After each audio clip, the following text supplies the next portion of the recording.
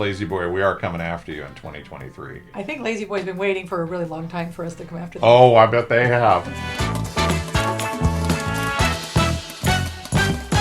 Welcome to What You Watchin' 2023. Our first What You Watchin'. What You Watchin' of the new year. We're kicking off the new year with What You Watchin' because we know that it's very important to keep you abreast of all of the new things that are coming out on television and film. And we're coming out with a bang. We're coming. I don't know about a bang. It's too much. Don't you think that the show we're the show we're going to be doing, is a bit of a bang? It's definitely a bang. It's, you know what it is? It's a Tom Clancy focused film from one of his series. One of his many series. One of his many series. And you know what it is? Jack Ryan. Jack Ryan. We love 3. Jack Ryan. So season 3, it's been interesting. There's been a huge. If you're not a follower of the Jack Ryan series, shame on you. Mad disrespectful. But it's a dude show. It's not a dude. Do you think? I enjoyed it, but it's definitely if we were to put it in the T chart of what to watch, Zeus's column would have Jack Ryan. And Die Hard. Right. My favorite Christmas movie. Yes. Anyway, but interesting thing, it's the Jack Ryan series has really grown over the last couple decades. I mean, there's been a lot of people that have played Jack Ryan. It's kind of that same style of like James Bond, but I think the John Krasinski character who was in The Office, if you can believe it, as a comedy. What is your name, sir? I am Bill Buttlicker. Chris Pine was my least favorite. Yeah, Chris Pine. I thought Harrison Ford was great though. Yeah. So Alec Baldwin in Hunt for October. I think he was the first one. Harrison Ford was in Patriot Games. Patriot Games, yeah. Ben Affleck was Sum of All Fears. Chris Pine was Jack Ryan's Shadow Recruit. I'm sorry, what was it? Shadow Recruiter.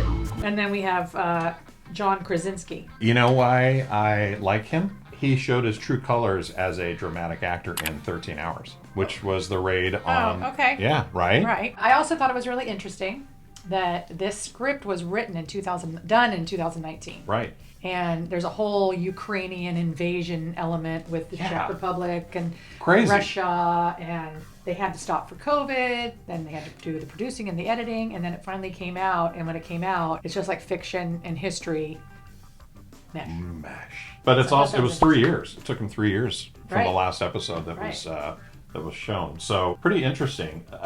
One of the other things too, I think, was we have a good friend that was in it. Yes, we do.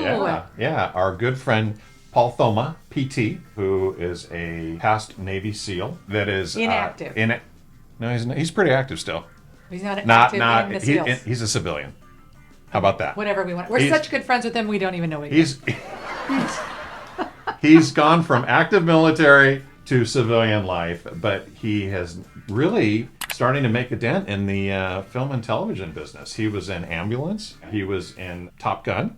Right. And most recently in Jack Ryan. And you can see him if you watch the first episode. There's a strike team, and Paul, PT, is sitting right behind John Krasinski, and basically with him the whole special missions operation that he's does. working his way up the industry, and surprisingly, he plays a Navy SEAL. Yeah, it's amazing. It was He's a stretch. really good at it. It was a stretch. It was a stretch for him. He's had a lot of training for this part.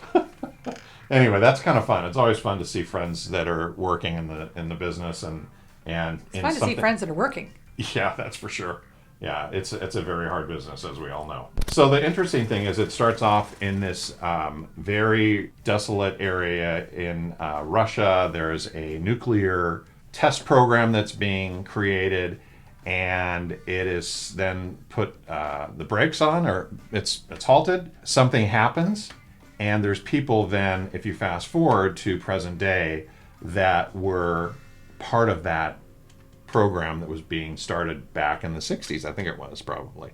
I think so too. So anyway, really interesting to see the flashbacks and to see what happens and how kind of the difference of good and evil take place. But pretty interesting. You know what? For me, it was entertaining. I did like the fact that we've talked about how like Yellowstone and all these shows that we're watching are going back to releasing 1 week at a time. Yes. Which we've all gotten Painful. so spoiled with the constant streaming. Right. And you have to wait. Then, our little pea brains don't remember from week to week. And they released this whole thing at once. Which was we love. Really fun because Christmas Eve, Christmas Day, the day after, we just binged it. It was great. And it was really fun. But I will tell you, my personal opinion, What's your personal opinion, which Stephanie? I'm please? always very eager to give. Trust It's me. the same formula. It's like, okay, Spy goes rogue because he's got this mission and he knows more than everybody else and he's got this purpose, and then all the people that are supposed to support him go against him, and then he's got to fight not only evil, but he's got to fight his own people. it's kind of like the same thing over and over again. How many lazy boys you want to give it? I'm thinking on the lazy boy factor. Brought to us by the folks at MIT. I'm thinking like 4.5. I agree with you. I mean, it sounds like I didn't like it, but it was just pure entertainment. Yeah. Because if I've got to put like The Offer and Top Gun at 5, here's what I propose. How about in 2023 we come up with a new system? Producer Slater, Slater. Cornell grad. Pelusa says don't do math. How do we do the new lazy boy? He's writing in his diary. Dear Diary, Today. today, Diary, it's a journal. dear Journal, today I went and produced Zeus and Stephanie again. We could do this.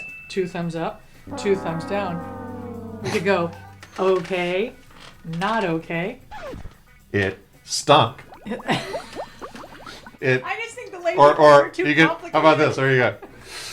It sucked. Okay, Anyway. we'll come up with a new system. Yes, we will. And you know what? ASAP. All we're saying is, Jack Ryan, I think you should watch it. That's my litmus test. Would I watch it again? Yes, I would. We were just talking about everyone who loved the Dukes of Hazzards the other night, and how that was just. Who were we talking to? Was that? It wasn't you guys. We were talking to somebody about how the Dukes of The Hazzard Daisy Dukes. was just. Oh, it was Dan and Jason. Oh. Oh, it's the greatest show ever. And I always used to say, If Dukes of Hazzard is the #1 show in America, we're in trouble. I worked on that show.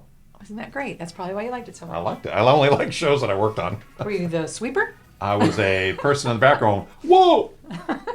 There's Boss Hog! All right. All right. You know what? Happy New Year. Happy New Year. Hope you guys had an amazing New Year. We thank you for everything. Please subscribe. Please hit the like button. Please hit that bell, because when you subscribe on YouTube and hit that bell, it will notify you when a new Watcha Watchin Make is it coming your New out. Year's resolution Yeah. to share us with friends. Yep. We just broke 40,000 followers on Facebook. We want to get at least 40,000 on YouTube, and we can only do that by your support. I sound like BBC or whatever. What's it called? PBS. Thank you. We can only continue this with your support. Thanks for watching. Bye. Happy New Year.